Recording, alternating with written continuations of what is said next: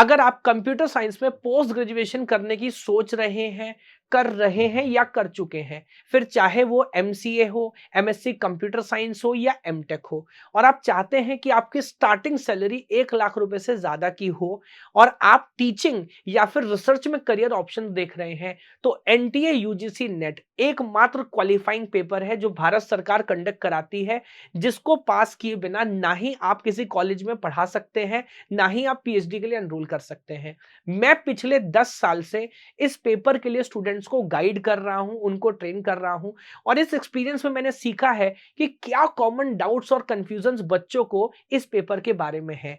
इस एक वीडियो में वो पूरा एक्सपीरियंस मैं आपके साथ शेयर करूंगा और जितनी डिटेल से इस एग्जाम के बारे में ए से लेकर जेड तक सारी की सारी डिस्कस करूंगा। तो चलिए शुरू करते हैं। चलिए अभी बात करते हैं वीडियो के चैप्टर्स के बारे में, जो आपको नीचे टाइमलाइन पे भी नजर आएंगे और बहुत डिटेल में, बहुत इत्मीनान से। जैसे मैंने बोला, सिंगल वीडियो होने वाली है, इसके बाद कोई वीडियो बेसिक अंडरस्टैंडिंग में नहीं बनाऊंगा।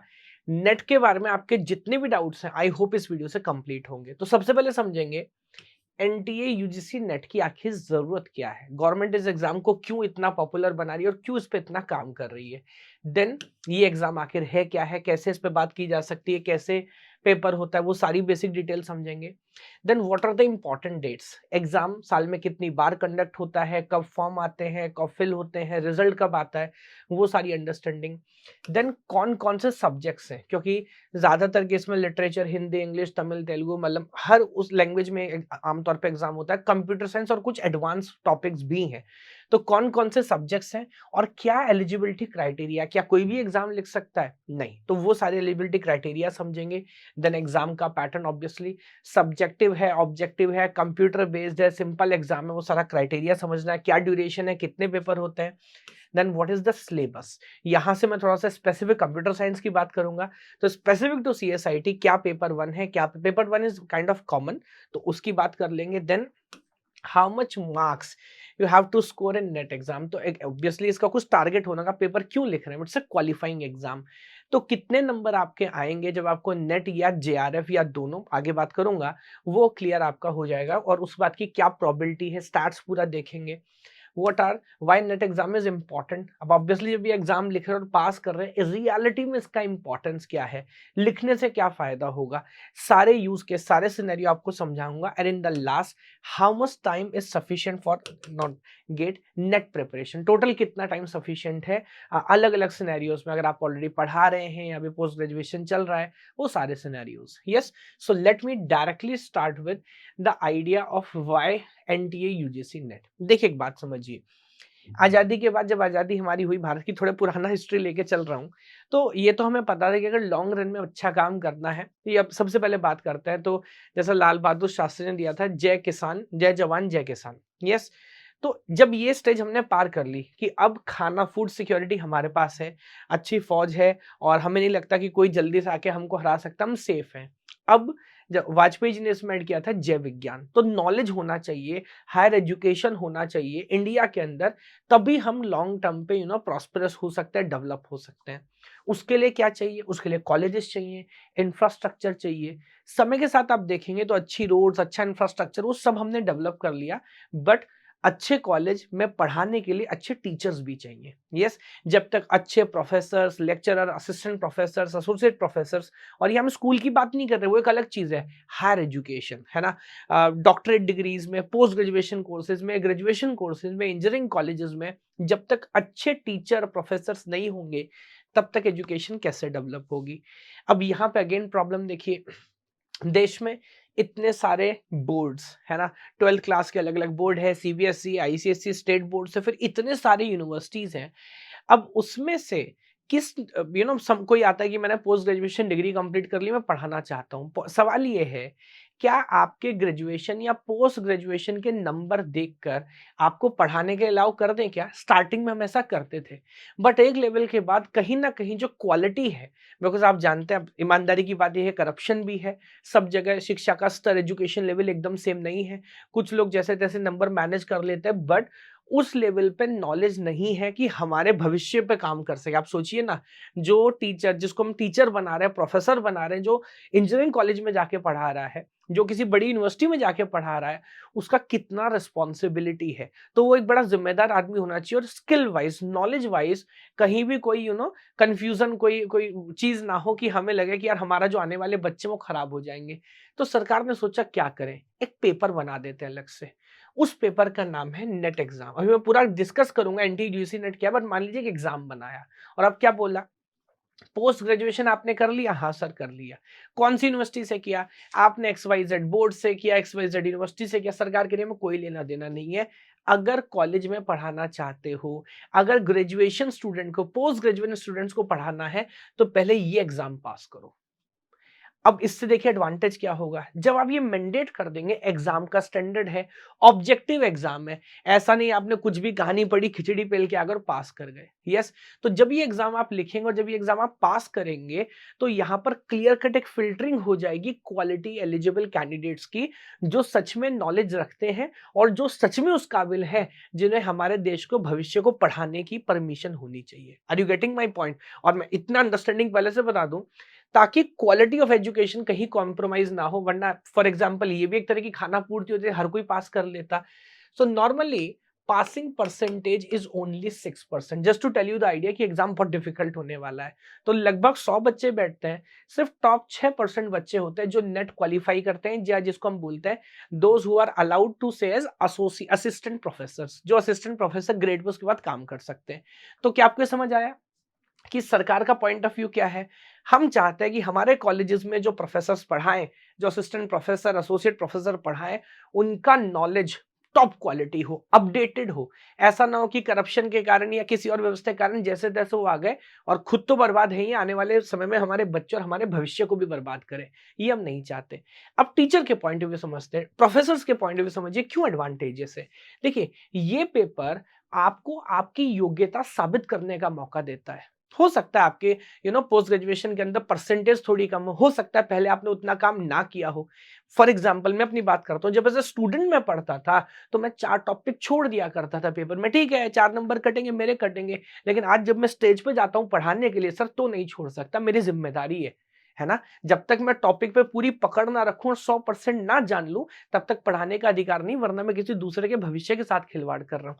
तो यहां पर टीचर को एक एडवांटेज क्या मिलता है, अगर आप इस पेपर को पास करते हैं, आप अपनी योग्यता साबित करते हैं बच्चे को, कॉलेज को और भारत सरकार को, कि देखो भैया मैंने पेपर पास कर लिया, अब मेरे पास नॉलेज है, अब मैं शानदार तरह से पढ़ा सकूंगा। तो यहाँ ये सिर्फ गवर्नमेंट के लिए एडवांटेज नहीं है, टीचर कम्युनिटी के लिए भी एडवांटेज है कि आपने पेपर पास कर लिया तो आप भीड़ से अलग हो जाते हैं, बहुत सारे रास्ते खुल जाते हैं, आगे बताऊंगा क्या क्या। दूसरा, जो लोग स्पेसिफिकली रिसर्च करना चाहते हैं, अब देखिए 12th क्लास में आईटी जेई का पेपर आपने लिखा है ना, जिसकी टॉप रैंक आई उसे टॉप कॉलेज मिल गया, रैंक के हिसाब से लोकेट हुआ, उसमें कोई चीटिंग नहीं है, प्योर मेरिटोक्रेसी है, कोई डोनेशन नहीं चल रही, कुछ नहीं चल रहा। आईटी में जाना डोनेशन चलती है क्या? नहीं सर, रैंक आएगी तो कॉलेज मिलेगा, नहीं आएगी तो नहीं मिलेगा, बात खत्म हो गई। लेकिन जब हम रिसर्च की बात करते हैं, है ना, हम बात करते हैं पीएचडी की, हम बात करते हैं मास्टर्स की, वहां पर हम रैंक पे एडमिशन नहीं दे सकते। अभी आगे जाके आप समझेंगे, कुछ लोग ऑलरेडी मेरी बात से रिलेट कर पा रहे होंगे। नॉलेज जो है और रिसर्च जो है थोड़ी सब्जेक्टिव है। आपने क्या काम किया, कौन सा रिसर्च पेपर पब्लिश किया, कॉन्फ्रेंस पेपर पब्लिश किया, कहां पब्लिश किया, उसका क्या रिलेवेंस है, ये सिर्फ एक रिटन एग्जाम से जज नहीं किया जा सकता। तो ये एक एग्जाम है, एनटीए नेट एग्जाम, जो आपको अगेन ये बताता है प्रोफेसर्स को, टीचर्स को, कि जो लोग एस्पिरेंट्स हैं स्पेसिफिक टू पीएचडी, कि आपका मास्टर्स डिग्री कंप्लीट हो गया, पीएचडी करना चाहते हैं, ये पेपर अगर आप पास करते हैं और अच्छे नंबर से पास करते हैं, तो अब ये क्लियर कट हो जाता है कि आप एक वैलिड कैंडिडेट हैं रिसर्च करने के लिए। तो बहुत सारे कॉलेजेस में आप देखेंगे, अभी आगे बताऊंगा, अगर आप फॉर एग्जाम्पल यंग एज में जेआरएफ क्वालिफाई कर लेते हैं, गवर्नमेंट स्टाइफंड भी देती है, वजीफा देगी हर महीने 30,000 35,000 रुपए आपको, और पीएचडी करने का मौका देगी। कुछ कॉलेज में स्लॉट रिजर्व्ड है, हर कॉलेज में। आप किसी भी आईटी में जाए, एनआईटी में जाए, तो हो सकता है आपको डायरेक्ट पीएचडी के लिए आप ट्राई करते हो, एडमिशन ना मिले, but when you qualify this paper you get direct admission, क्योंकि वहां पे स्लॉट रिजर्व है, उनको देना ही पड़ेगा आपको एडमिशन, ये वाली कहानी है ना। तो 2-3 आइडियाज मैंने बताए हमारे जो टीचर्स हैं वो क्वालिटी टीचर्स हों, बच्चों का, टीचर का, दोनों का फायदा, करप्शन एकदम खत्म हो जाएगा इससे। दूसरा जो हमारे रिसर्च स्कॉलर्स हैं उनका फायदा है, क्योंकि उन्हें अपनी नॉलेज को आगे दिखाने का मौका मिलता है और उनको सही जगह पे जाने का, सही गाइड के अंडर में अपनी थीसिस लिखने का मौका मिलता है। तो यूजीसी नेट क्यों है, क्या इसकी जरूरत है, ये मैंने आपको समझा दिया। अब ये जो एनटीए यूजीसी नेट है इसकी क्या कहानी है, आइए इसके बारे में बात करता हूं। So I will go one by one. सबसे पहले शब्द क्या है, एनटीए यूजीसी नेट। एनटीए कौन है, देखिए एनटीए एक संस्था है जो पेपर कंडक्ट कराती है। जैसे मैं आपको एग्जांपल से बताता हूं, जैसे पीडब्ल्यूडी है, एक डिपार्टमेंट है जो बिल्डिंग बनाता है, सड़क बनाता है। तो मान लीजिए कोई बैंक है, उसको एक बिल्डिंग बनानी है, तो आप पीडब्ल्यूडी के पास जाओ कि सर हमें ना बिल्डिंग बनवानी है, पीडब्ल्यूडी आएगा आपके लिए बिल्डिंग बना देगा। केंद्रीय विद्यालय को अपनी बिल्डिंग बनानी है, आप पीडब्ल्यूडी के पास जाओ, पीडब्ल्यूडी आएगा आपके लिए बिल्डिंग बना देगा, लाइक दिस। उसी तरह एनटीए एक एजेंसी है, नेशनल टेस्टिंग एजेंसी, जो रिसेंटली स्टेब्लिश हुई है, 5-6 साल हुए हैं, बट इनका काम है किसी भी पेपर को अच्छे से कंडक्ट कराना। ये अपने लिए पेपर नहीं कंडक्ट कराते, ये थर्ड पार्टी एजेंसी है भारत सरकार की जो किसी के लिए पेपर कंडक्ट करते हैं। और किसके लिए कराते हैं, आईटी जेई के लिए, जेई मेंस के लिए। तो अब ये बात बताने की जरूरत नहीं कि इस ऑर्गेनाइजेशन की क्रेडिबिलिटी क्या है, because IITs are the one of the prestigious institute of India, और उसके अंदर जो बच्चा जाता है ये सेलेक्ट करते हैं। दूसरा, अगेन हमारे जो नीट यानी कि जो डॉक्टर्स के लिए एडमिशन का टेस्ट होता है, उसके लिए भी यही टेस्ट कंडक्ट करती है एनटीए। उसके बाद सी मैट है, जी पैट है, सीयूईटी है, और हमारा जो नेट एग्जाम है, नेशनल एलिजिबिलिटी टेस्ट, वो भी ये कंडक्ट करते हैं। तो NTA is national testing agency जिसका काम टेस्ट कंडक्ट कराना है। तो पहली बात तो ये समझ जाती है, क्योंकि नेट का एग्जाम एनटीए कंडक्ट करा रहा है, तो एग्जाम शानदार तरीके से कंडक्ट होगा, पेपर आउट नहीं होंगे, कुछ गड़बड़ घोटाला नहीं होगा, और आपको यहाँ कोई करप्शन देखने का मौका नहीं मिलेगा, पहली बात। Point number 2, NTA UGC. अब यूजीसी क्या है, यूजीसी है यूनिवर्सिटी ग्रांट कमीशन। मान लीजिए भारत के अंदर हायर एजुकेशन की पूरी ठेकेदारी जो है वो इस संस्था के पास है। देखिए एक बार मैं क्या लिखता हूं, it's a body under a Department of Higher Education, Ministry of Education, Government of India. It is set up in accordance with the UGC Act 1956 with the charge with coordination, determination and maintenance of standards of higher education in India. तो सारी जिम्मेदारी इसकी है। भारत में कहते हैं ना UGC certified है कि नहीं, भारत में जितने भी कॉलेज यूनिवर्सिटीज हैं वो वैलिड है कि नहीं, वो मान्यता प्राप्त है कि नहीं, कौन मान्यता देता है, यूजीसी देता है। उन कॉलेजेस के अंदर कितने रिसर्च स्कॉलर्स हैं, उनको स्कॉलरशिप देना, वजीफे देना, वो भी किसका काम है, यूजीसी का काम है।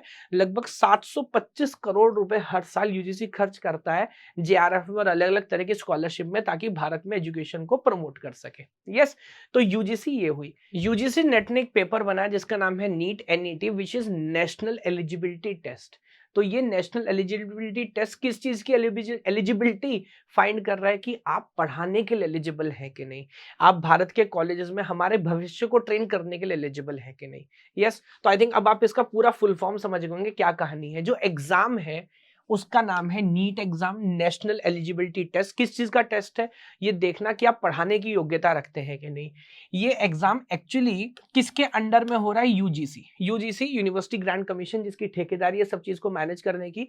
और यूजीसी तो एक बॉडी है, वो खुद से पेपर कंडक्ट नहीं कराती, उसको कोई थर्ड पार्टी चाहिए। 2018 से पहले सीबीएसई, जो सीबीएसई बोर्ड है, वो ये पेपर कंडक्ट कराता था, बट अगेन उसमें बहुत सारी गड़बड़ियां थी।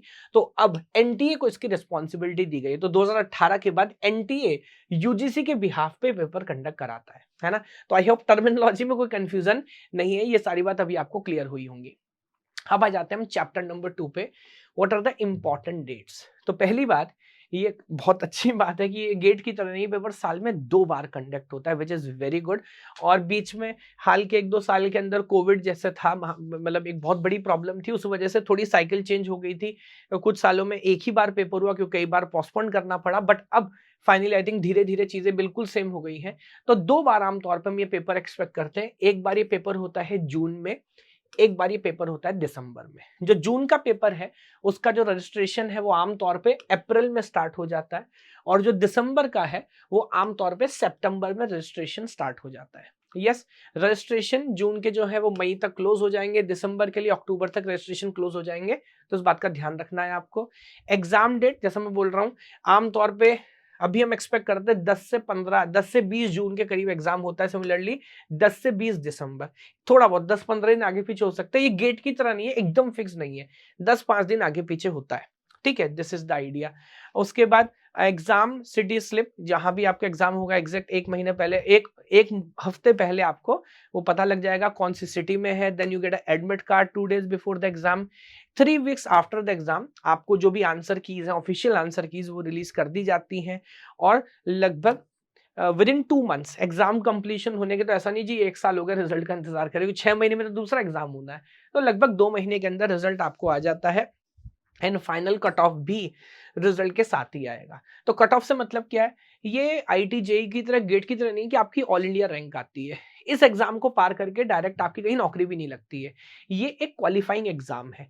तो इसका मतलब है कि आप क्वालिफाई अगर कर जाते हैं, then you can go directly to any college और एनी इंस्टीट्यूट जहां पे आप जाना चाहते हैं, एंड यू कैन से कि I am qualified as like assistant professor, और अब मैं यहाँ पर पढ़ाने के लिए फॉर एग्जाम्पल अप्लाई करना चाह रहा हूँ, लाइक दिस। तो आई थिंक डेट्स आपको मोटा मोटा अंदाजा हो गया कैसे काम करते हैं। अब आ जाते हैं अगले चैप्टर पे, विच is like list of subjects and with their eligibility criteria. तो मैं बहुत आराम से स्क्रॉल करता जाऊंगा, you can also see the subject code. हालांकि मैं मान रहा हूँ कि ज्यादातर स्टूडेंट हमारे पास कंप्यूटर साइंस वाले होंगे, बट ये वीडियो जनरल है, किसी के लिए भी काम की है।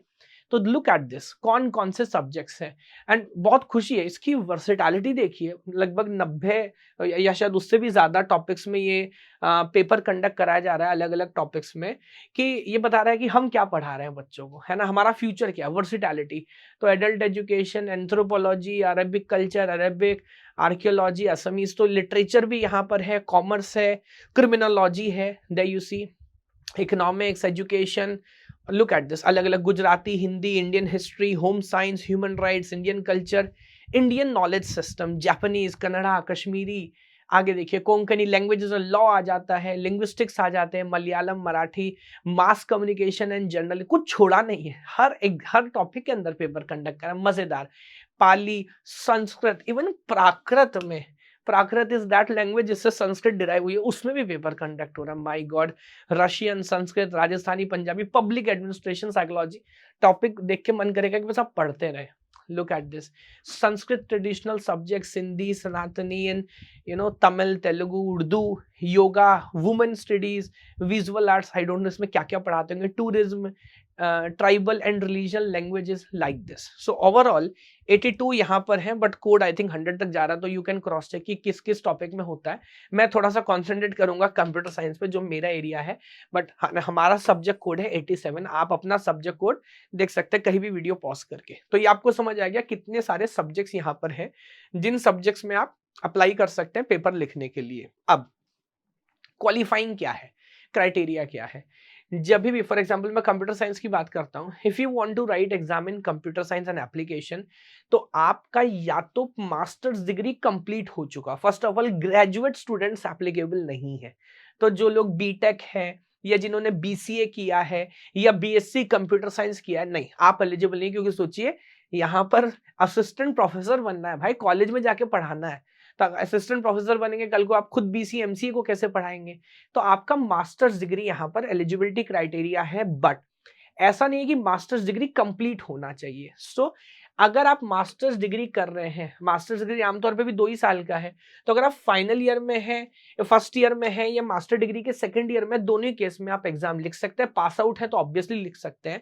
यहाँ पे 2 चीजें हैं, पहला तो आपका जो मास्टर्स डिग्री है उसमें मिनिमम फॉर जनरल कैटेगरी 55% नंबर आपका होना चाहिए, मार्क्स होना चाहिए, and for reserve categories and PW and transgenders, वहां पे आपका 5% का रिलैक्सेशन है, 50% आपका होना चाहिए। या अगर कोई बहुत सीनियर लोग हैं जिन्होंने अपना पीएचडी 1991 से पहले कंप्लीट कर लिया था, तो उनके लिए 50% का रिलैक्सेशन है। देखो सरकार किसी को नहीं छोड़ रही, जिसने 1991 में पीएचडी कंप्लीट कर लिया उसको बोल रही है कि एग्जाम लिखो नेट का, देखते हैं कि आपकी नॉलेज अपडेट चल रही है कि नहीं, एजुकेशन से कॉम्प्रोमाइज नहीं करेंगे। यस, ये बात आपको समझ आ गई। अच्छा ये देखिएगा, from the date of qualification the student must complete PG in 2 years।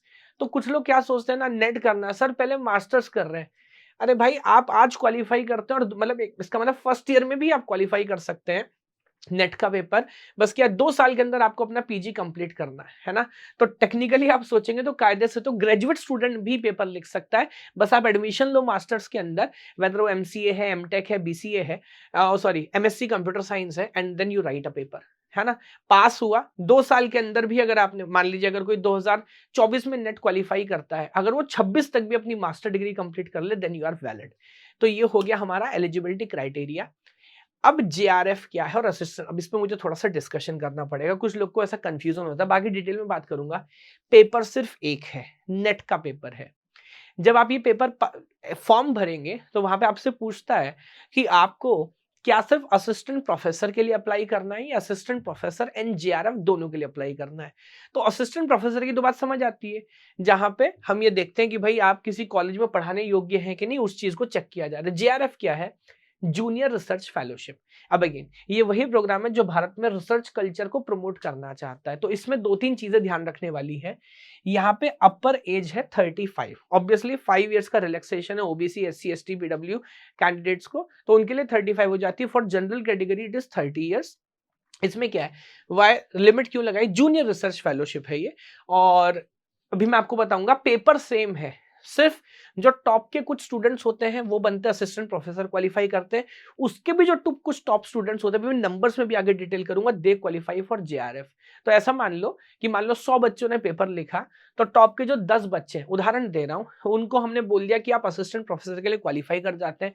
उसके भी जो टॉप 3-4 बच्चे होंगे वो जेआरएफ हो जाएंगे, बस ये कहानी है। तो कोई सेपरेट पेपर नहीं है, एक ही पेपर है।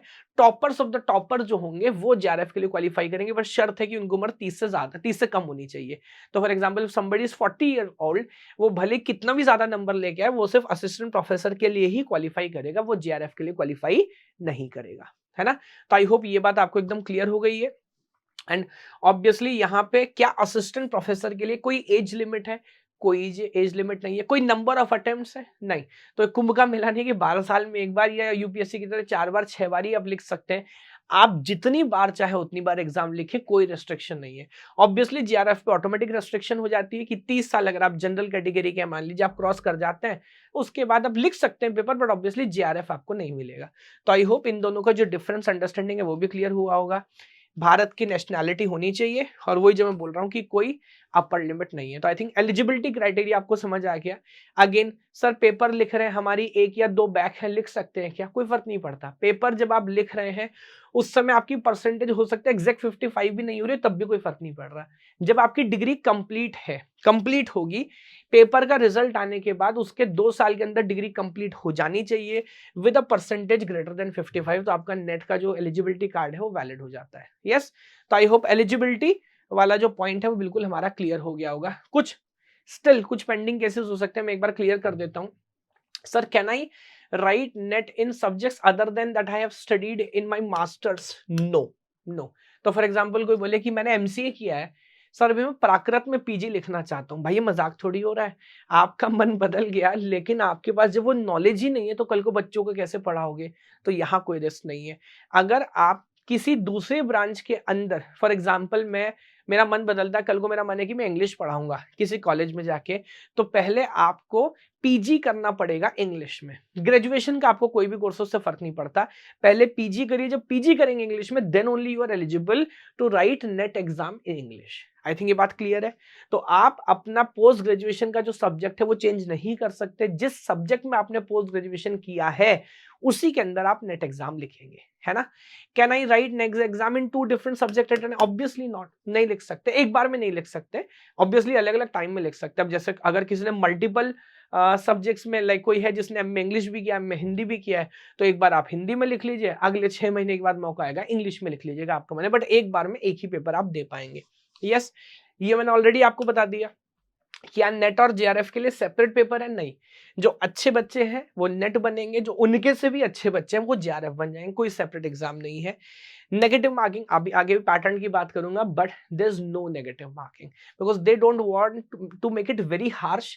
क्योंकि अगेन ये कोई सेलेक्टिंग एग्जाम नहीं है जिसके बेस पे डायरेक्ट आपको जॉब मिल रही है, ये सिर्फ एक क्वालिफाइंग एग्जाम है। तो कोई नेगेटिव मार्किंग नहीं है, विच इज गुड और बैड इन बोथ वेज। आगे एक बार इस पर डिस्कशन करेंगे। And 2 times in a year, ये पॉइंट मैं ऑलरेडी बता चुका हूँ कि साल में 2 बार ये एग्जाम होता है। आगे बढ़ता हूँ। ना next thing is the pattern of the exam. Sir बात समझ आ गई, इंटरेस्टिंग भी लग रहा है।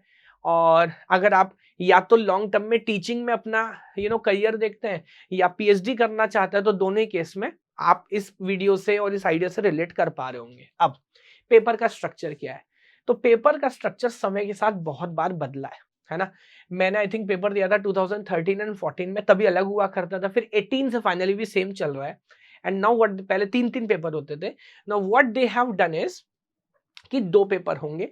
वैसे मुझे तो लग रहा है ये कहने के लिए 2 पेपर है, एक्चुअली एक ही पेपर है। गेम समझिए क्या है, 3 घंटे का पेपर है ना, एक ही पेपर है कायदे से। उसमें इनको आप 2 सेक्शन मान लीजिए।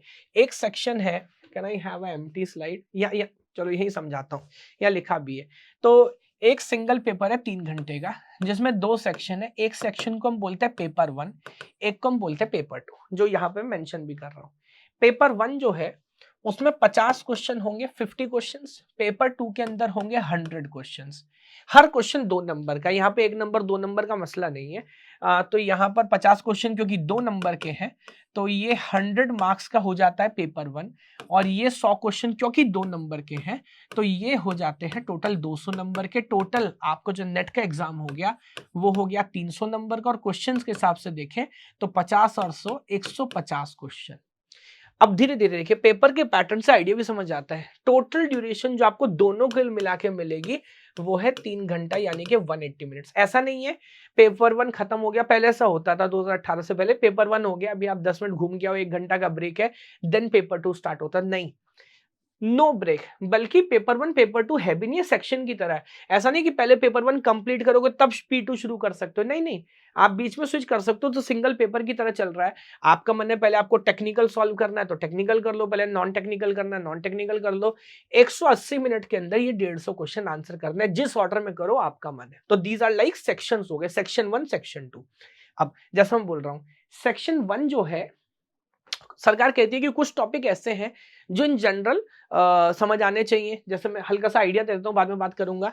Look at these are common topics. तो जितने भी आपने सब्जेक्ट्स देखे ना, चाहे आप इंग्लिश पढ़ाओ, हिंदी पढ़ाओ, कंप्यूटर साइंस पढ़ाओ, teaching aptitude, research aptitude, reading comprehension, communication, reasoning, logical reasoning, data interpretation, blah blah blah, administration, people and environment, ये सब आपको आना चाहिए। That is paper 1। तो ये हमारा कॉमन हो गया।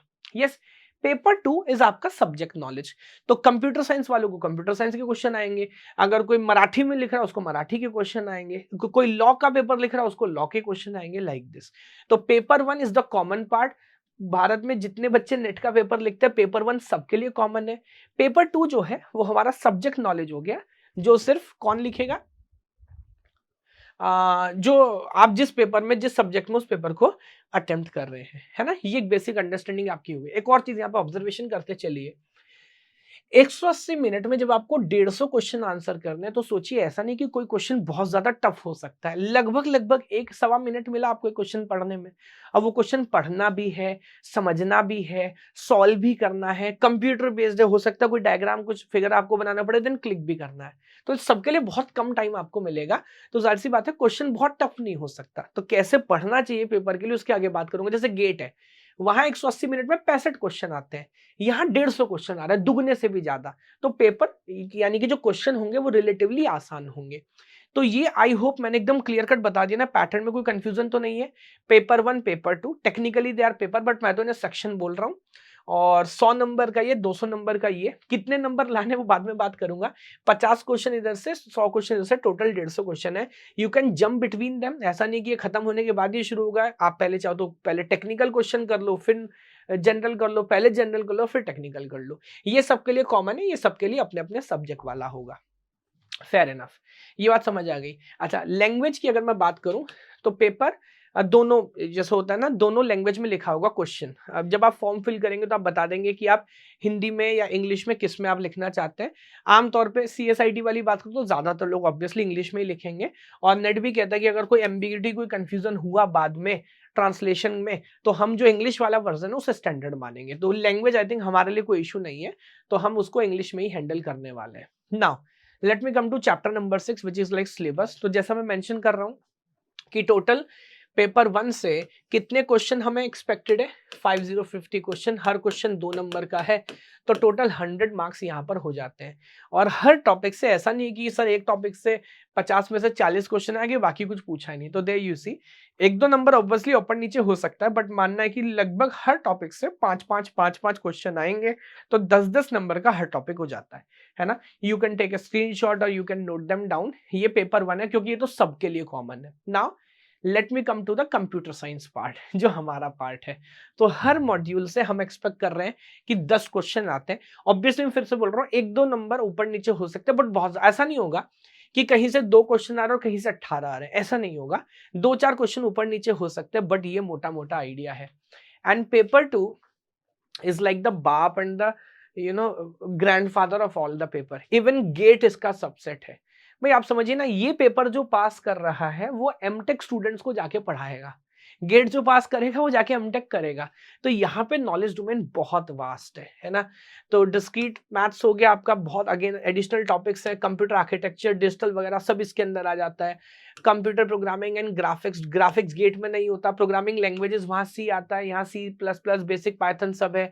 DBMS सॉफ्टवेयर वहां पे नहीं है, यहाँ पे सॉफ्टवेयर भी है। ऑपरेटिंग सिस्टम का एडिशनल कंपोनेंट, केस स्टडीज यहाँ पर आ जाती है, Linux and all. Then data structure algorithm, compilers, and then data communication, computer network, even AI तो टच भी नहीं करते, बट यहाँ पर पूछा जाता है। तो ये आपने कर लिया तो मान लो फिर कंप्यूटर साइंस में करने के लिए कुछ बचेगा नहीं। मुझे लगता है भारत में अगर कोई भी पेपर है जो कंप्यूटर साइंस की नॉलेज आपकी चेक कर रहा है, तो इसी का सबसेट होगा। एक बार नेट लिख लिया तो मानो सब कुछ लिख लिया। ये आइडिया हमें क्लियर हो गया। टोटल 200 नंबर का पेपर 2 होने वाला है। मैं स्क्रॉल करता चलूंगा, आपको जहां मैंने पॉज करके देख सकते हो। This is subject by subject detail. This is unit 1, unit 2 detail syllabus, unit 3, unit 4। बाकी आप नेट पे भी लिखोगे तो 1 मिनट में सब सिलेबस डाउनलोड हो जाता है। This is unit 5, unit 5 again. This is unit 6 software, unit 7, this is unit 8, unit 8 again, this is unit 9 and this is unit 10 AI। वैसे इसको प्रॉपर पूरा देख के घबराना मत, बिकॉज आप चैनल पे बने रहेंगे तो धीरे धीरे आपको समझाएंगे किस टॉपिक से हम काम कर रहे हैं यहाँ पे बहुत साल से, तो किस टॉपिक से कितने क्वेश्चन आते हैं, किस टाइप के क्वेश्चन आते हैं। जब PYQs स्टडी करते हैं, चीजों को समझते हैं, मजा आ जाता है, समझ आ जाता है, ऐसा नहीं निकलता नहीं है। ये पूरा सिलेबस देख के थोड़ा सा डर लगता है क्योंकि सिलेबस बहुत ज्यादा बड़ा है, होना भी चाहिए। मैं बोलता हूँ पेपर टफ है ना, ट्रीटेड एज अ चैलेंज समझिए। पेपर क्यों लिया जा रहा है? देश के भविष्य का सवाल है। उस आदमी को सेलेक्ट करना है जो कल को हमारे बच्चों को पढ़ाएगा, और बच्चों क्या, हायर एजुकेशन स्टूडेंट्स को पढ़ाएगा। तो कॉम्प्रोमाइज नहीं कर सकते, है ना। उस काबिल बनना है हमें कि इस पेपर को पास कर सके। अब पास होगा कैसे, आइए उस पर बात करते हैं। पेपर 1 पेपर 2, वैसे जैसे हम बोल रहा हूँ काइंड ऑफ सेक्शन 1 सेक्शन 2। तो यहां पर हम बोलते हैं कि अगर आप मेरिट में आना चाहते हैं, एलिजिबल होना चाहते हैं, तो मिनिमम क्राइटेरिया है 40%। 40% दोनों पार्ट्स में सेपरेटली। इस बात का क्या मतलब हुआ, अब याद करिए। पेपर 1 जो है वहां पे टोटल 50 क्वेश्चंस है और 2 नंबर के हिसाब से टोटल 100 मार्क्स का पेपर है। तो पेपर 1 में कम से कम 40 मार्क्स तो आपको लाने ही पड़ेंगे। ये मतलब है, ये मार्क्स की बात कर रहा है 40%, 100 में से 40। या क्वेश्चंस की बात करूं तो ये हो जाएगा 20 क्वेश्चन। तो 50 में से कम 20 क्वेश्चन तो सॉल्व करने ही पड़ेंगे इंडिपेंडेंटली। आप यहाँ 200 में से 200 ले आओ, लेकिन अगर आपने यहाँ पे अच्छा नहीं किया तो आप फेल हो जाओगे, you will be not considered in the merit. तो सब्जेक्ट मतलब कुछ लोग ऐसा सोच सके ना, सर हम तो टेक्निकली पढ़ेंगे, हम पेपर 1 पढ़ ही नहीं रहे। नहीं सर, 40% नंबर मिनिमम लाना जरूरी है। और यही बात पेपर 2 में भी लागू हो जाती है। आप यहाँ पे 100 में से 100 ले, यहाँ कम लेके आ रहे हो तब भी नहीं चलेगा। तो यहाँ पर भी अब इसका 40% क्या है, तो total 100 question are there, each question is of 2 mark. Total कितना है 200, तो इसका 40% कितना बनेगा 80 मार्क्स। तो 40 मार्क्स यहाँ से और 80 मार्क्स यहाँ से मिनिमम सेपरेटली लाना जरूरी है। क्वेश्चन की टर्म्स में बात करूं तो अगेन 40% मींस 40, 100 में से 40 क्वेश्चन तो सॉल्व करना ही करना है, वरना आपको कंसीडर ही नहीं करेंगे मेरिट के लिए। ये बात समझ आ गई। अब अगर आपने बेसिक क्राइटेरिया पार कर लिया तो क्या आप असिस्टेंट प्रोफेसर क्वालिफाई हो जाएंगे? नहीं। तो फिर वही बात है, सरकार कह रही है ये तो बेसिक अंडरस्टैंडिंग है। उसके बाद इन जनरल हम लगभग 6% लोगों को, लगभग 6% लोगों को क्वालिफाई मानेंगे, टॉप 6%, ताकि जो स्टैंडर्ड है वो कहीं खराब ना हो। अब ये मैंने और पूरी टीम ने मिलकर डेटा कंपाइल किया है। बहुत ध्यान से इसका स्क्रीनशॉट ले लीजिए, शायद आपको पूरे इंटरनेट पे डेटा कहीं नहीं मिलेगा जहां मैंने नंबर में, परसेंटेज में, मार्क्स में, कट ऑफ में एक एक बात समझाई है। तो आइए समझते हैं कैसे इसको पढ़ना है। ये मैं अभी जो रिसेंट डेटा अवेलेबल है 23 वाले को तो रिजल्ट नहीं आया, जो 2021 और 22 का जो कंबाइंड पेपर होता है कोविड की वजह से, उसका डेटा आपके साथ शेयर कर रहा हूँ और लास्ट 3 साल का ले रहा हूँ ताकि एक स्टैंडर्ड आपको समझ आए। कंप्यूटर साइंस के अंदर असिस्टेंट प्रोफेसर की बात कर रहे हैं, जो कट ऑफ लगा वो लगा 162 पे, उससे पहले लगा था 164 पे, उससे पहले लगा था 156 पे। और ये आउट ऑफ 300 है ना, क्योंकि 100 प्लस 200 अगर अप्रोक्सीमेटली बात करें परसेंटेज में 54, 54.67, 52। तो ये अब मोटा मोटा हमें अंदाजा हो जाता है क्या, अगर असिस्टेंट प्रोफेसर वाला चाहिए, वैलिडिटी कार्ड चाहिए, तो 100 में से 156 से 165 के बीच में, या ऑन एन एवरेज हम कट ऑफ देख रहे हैं 52 से 55% के बीच में कट ऑफ हमारा घूम रहा है। तो अंदाजा हो गया ना, ऐसा नहीं कि 300 में से 297 नंबर लाने हैं, नहीं। अगर फॉर एग्जांपल अगर मैं मान लूं कि 170 नंबर आ रहे हैं, तो मेरे को पता ही है कि अगले साल आप कट ऑफ पार कर जाओगे। 170 तक तो नहीं पहुंच रहा कट ऑफ, जो हमें ट्रेंड देख के नजर आ रहा है। Are you getting it? तो ये अंदाजा हुआ, जनरल कैटेगरी की बात कर रहा हूं। एंड अगेन मैं एक एक पॉइंट नहीं पढ़ रहा, बट अगर आप ईडब्ल्यूएस या फिर ओबीसी नॉन क्रीमी लेयर, या फिर this is SC, this is ST and last वाला इज हाँ एससी एसटी तक ही है ना। अगर आप किसी कैटेगरी से तो अकॉर्डिंगली आप देख सकते हैं। अब ये तीसरा नंबर है, मैंने क्या लिखा, काउंट भी लिखा है, क्योंकि यहाँ रैंक तो आती नहीं है, बस आता आपने क्वालिफाई किया कि नहीं किया। तो लास्ट ईयर जनरल कैटेगरी में 316 स्टूडेंट्स को असिस्टेंट प्रोफेसर को का क्वालिफिकेशन दिया गया। उससे पहले इट वाज 779, उससे पहले इट वाज 859। ये थोड़ा सा कोविड की वजह से गड़बड़ है डेटा, लेकिन ऑन एन एवरेज जब मैंने थोड़ा सा एनालाइज किया तो मेरा ऐसा मानना है लगभग हर साल 800 स्टूडेंट्स को, है ना, जनरल कैटेगरी के अंदर असिस्टेंट प्रोफेसर क्वालिफिकेशन दिया जा रहा है। अगर ओवरऑल बात करें, यहां देखिए मैंने टोटल का सम भी लिखा है, 813 अक्रॉस ऑल कैटेगरी सम कर लू तो 1882, 2270। तो एवरेज मान सकते हैं लगभग 2000 बच्चे। और ये हम ओवरऑल नेट की बात नहीं कर रहे, ध्यान रखिएगा। अब मैं सिर्फ कंप्यूटर लिखा भी है, मैं सिर्फ कंप्यूटर साइंस की बात कर रहा हूं। तो कंप्यूटर साइंस ब्रांच से हर साल लगभग 2000 बच्चे नेट असिस्टेंट प्रोफेसर वाला पेपर क्वालिफाई कर रहे हैं। यस, जो कि लगभग ओवरऑल बच्चों का जब देखते हैं लगभग टॉप 6% होता है। तो आमतौर पे अभी हमें ऐसा अंदाजा है कि 70 to 80,000 या शायद उससे थोड़े ज्यादा बच्चे नेट का पेपर भरते हैं, जिसमें से टॉप 6% के हिसाब से लगभग 2000 बच्चे ये पेपर क्वालिफाई करें। भरेंगे कितने, फिर पेपर लिखने कितने आएंगे, उसमें बहुत ड्रॉप हो जाता है, वो वाली कहानी है। तो आपको भी समझ आ रहा है कि पेपर का डिफिकल्टी लेवल क्या है ना। एग्जैक्ट पूरा एनालिसिस मैंने आपको करके बता दिया। Now in the next slide ये सारा का सारा डेटा मैं आपसे डिस्कस कर रहा हूं जेआरएफ के लिए। तो मैंने क्या बोला, नेट इज द टॉपर, उनके भी जो टॉपर है, कुछ लोग इसको ऐसे फ्रेम करते हैं टॉप 6% ऑफ द 6%। तो जो लोग नेट क्वालिफाई किए और जिनकी उम्र भी 30 से कम है अभी, उसके अगर टॉप 6% उठा ले उनको जेआरएफ मिल जाता है। तो अगर एक थोड़ी सी तुलना करें, यहां देखिए कट ऑफ गया नेट का 162, जेआरएफ का गया 180। उससे पहले कट ऑफ गया नेट का 164, जेआरएफ गया 190। जनरल कैटेगरी की बात कर रहा हूं। उससे पहले कट ऑफ गया 156, जेआरएफ गया 180। तो परसेंटेज में आप देखेंगे 60%, 60। तो ऐसा नहीं अगेन जेआरएफ 90% पे जा रहा है, क्योंकि यार एक लेवल के बाद ना एक एक नंबर लाना मुश्किल हो जाता है, टाइम बहुत कम है, 3 घंटे में सब करना, ये भी सोचिए। ऐसा नहीं इसी पेपर को 10 घंटे देंगे तो हो सकता है 80% भी ले आए। And then this is 60। तो यहाँ पे एवरेज देखिए, एवरेज है 180 टू 190। तो मान लो अगर आप 200 नंबर टारगेट करो ना, अगर आप 300 में से 200 नंबर ले आते हो तो 110% आपका जेआरएफ निकला ही निकला है। बात कर रहा हूं जनरल कैटेगरी की। परसेंटेज में देखेंगे तो 60 टू 64% में आमतौर पे कट लगता है जेआरएफ का, और नेट पे ये लग रहा था कितना, 50 टू 55। तो मान लीजिए लगभग 8 से 9, 10% का इंक्रीमेंट है, 10% एक्स्ट्रा लाओगे तो बेटा जेआरएफ मिल जाएगा। काउंट में देख सकते हो ओवरऑल, जैसे ये बीच वाला कॉलम उठा लूं, 2022 में कंप्यूटर साइंस में 1882 है ना, 1882 बच्चों ने नेट क्वालिफाई किया, जबकि जेआरएफ मिला सिर्फ 150 को। मतलब जेआरएफ मिल गया ना कंप्यूटर साइंस में, तो बस मान लो कि नेक्स्ट लेवल फोड़ दिया आपने। फिर वो सर्टिफिकेट सब कुछ बताएगा आपके बारे में, कोई पूछेगा नहीं, ये मैं समझा रहा था। Now if you go to IIT Delhi कि मेरे को पीएचडी करना है और this is my JRF certification, तो प्रोफेसर बोलेगा कि आपका एग्जैक्ट रिसर्च वर्क क्या है, उसको पता टैलेंट तो है बच्चे के अंदर। एक पेपर को लिखने के लिए 70-80 हजार बच्चे बैठ रहे, अगर ये टॉप 100 टॉप 200 में तो कर लेगा, बस इसको सिखाने की बात है। सरकार को भी पता है कि यार ये बच्चा काबिल है, इसको 30,000 रुपए महीना देते हैं पढ़ने के लिए, ये टैलेंट जाना नहीं चाहिए। सबके लिए एडवांटेज है, बच्चों के लिए, सरकार के लिए, प्रोफेसर के लिए, कॉलेजेस के लिए, सबके लिए। Yes, this is the idea. तो अब मेरे ख्याल से again you can compile whole data.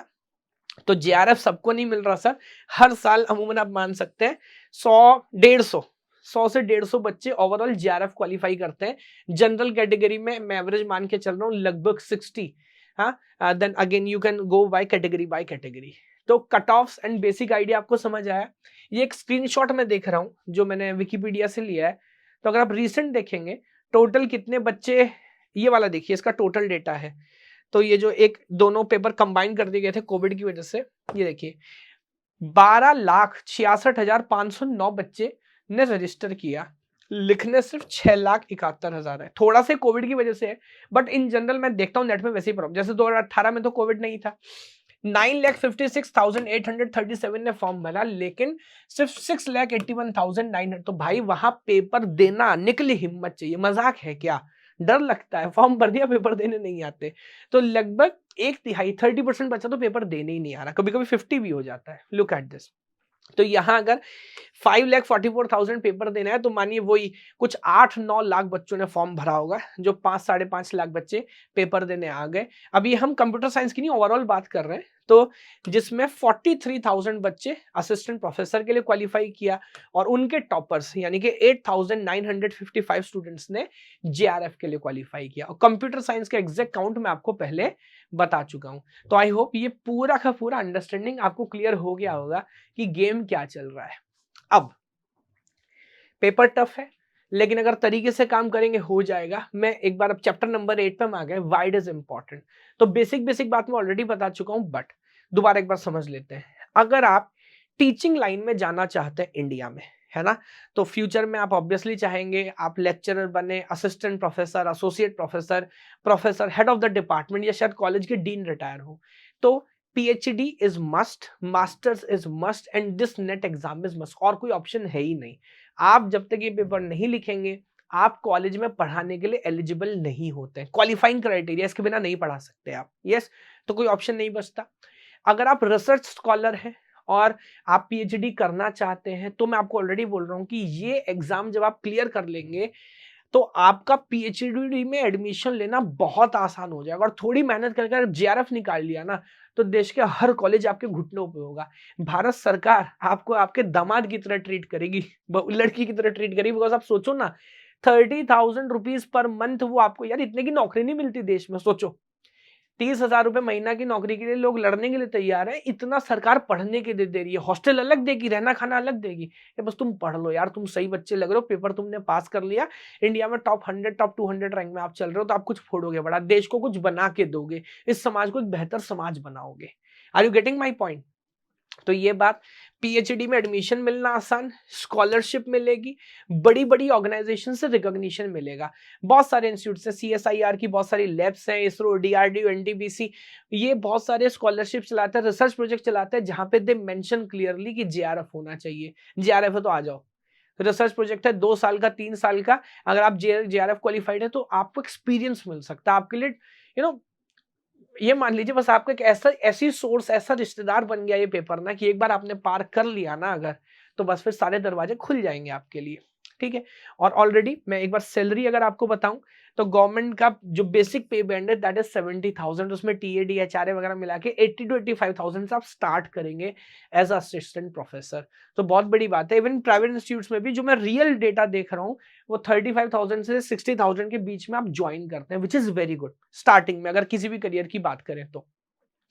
Bharat में आज भी 21% टीचिंग पोस्ट खाली है, तो सरकार इंतजार कर रही है आप पेपर लिखें, पेपर पास करें, ज्वाइन करें और जबरदस्त तरीके से काम करें। टीचिंग का क्या फन है, आप यहाँ पे हैं तो ऑब्वियसली आपका इंटरेस्ट है, मैं तो पढ़ा ही रहा हूँ, आप और मेरी इमोशंस कनेक्टेड, हम जानते हैं क्या मजा है इस काम के अंदर। यस, ये जेआरएफ की मैं आपको बता रहा हूँ कि फॉर फर्स्ट 3 इयर्स आपको स्कॉलरशिप मिलती है 31,000 की, एंड देन आपको फर्स्ट 2 इयर्स एंड देन आपको 35,000 स्टाइपेंड मिलता रहेगा। एंड उसके अलावा जो खाने पीने का, रहने का, यूनिवर्सिटी जो आपका टेक केयर करेगी वो अलग से करेगी। तो again these are very very advantages. आप सबसे हटके सरकार की नजर में आ जाते हैं, तो बड़ा पेपर पास करना है अगर इस फील्ड में जाना है तो। अब सवाल है कि सर ठीक है, सारी बात समझ गए, हाज नेट के सारे क्लैरिटी में मिल गए, कितना टाइम लगेगा? टाइम तो बहुत लगेगा।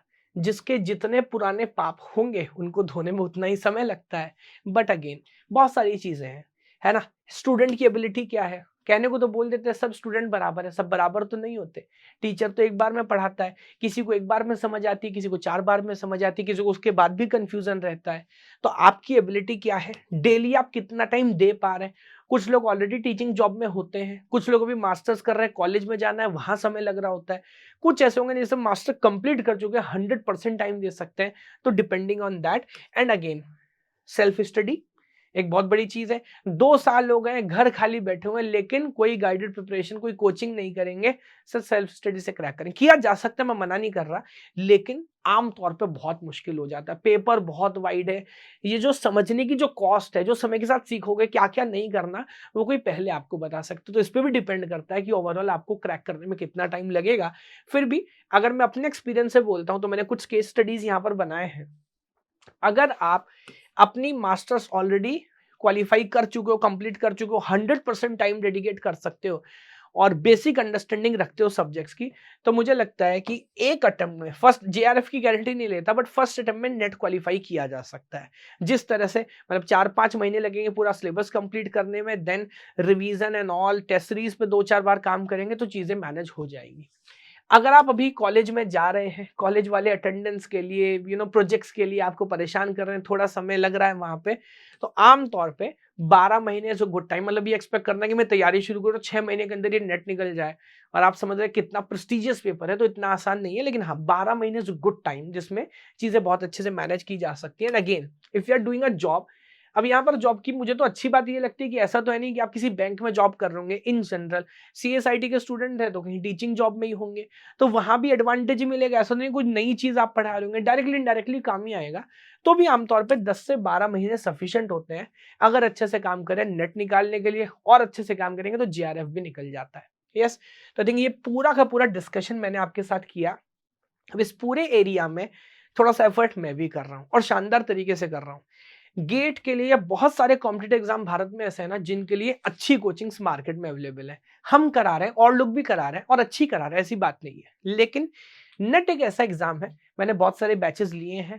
पहली बात तो कोचिंग्स बड़ी लिमिटेड है फिजिकल क्लासरूम में, और ज्यादातर फीमेल स्टूडेंट्स होती है, पॉसिबल नहीं होता हर किसी के लिए दिल्ली आना या बड़े बड़े शहरों में जाना जाके कोचिंग करना। तो यहाँ पे एक प्रयास करा है हम लोगों ने और शानदार लेवल का प्रयास करते हैं। आप जानते हैं नॉलेज गेट में मेरी कोशिश ये रहती है क्वालिटी, तो चाहे काम लेट करें, बहुत समय से बहुत बच्चे में बोलते थे सर नेट के लिए, नेट के लिए। रिसेंटली अभी हमने बैच लॉन्च किया है, जल्दी से एक बार उसके बारे में आपको बता देता हूँ। अगर आपका इंटरेस्ट है तो जरूर देखिएगा, वरना कोई बात नहीं। तो मैं आपको सीधे वेबसाइट पे जाकर दिखा देता हूँ। तो वेबसाइट हमारी है www.knowledgegate.in। यहाँ पे आएंगे, सबसे पहले इधर क्लिक करेंगे गेट ऑन नेट पे, तो यहाँ पर आप देखेंगे यूजीसी नेट जून 2024 बैच अभी जस्ट हमने लॉन्च किया है। 18th ऑफ कौन सा हुआ 18th ऑफ दिसंबर से हम क्लास स्टार्ट करेंगे, और यहाँ पर जो हम टारगेट कर रहे हैं वो टारगेट कर रहे हैं जून 2024 बैच। ध्यान दीजिएगा इस बात पे। तो इस पर क्लिक कर देना है। अब थोड़ा सा डिटेल्स में आपको एक बात बता देता हूँ क्या क्या हमने चेंजेस किए हैं, और थोड़ा थोड़ा मैं डेली इसके अंदर चेंज कर रहा हूँ।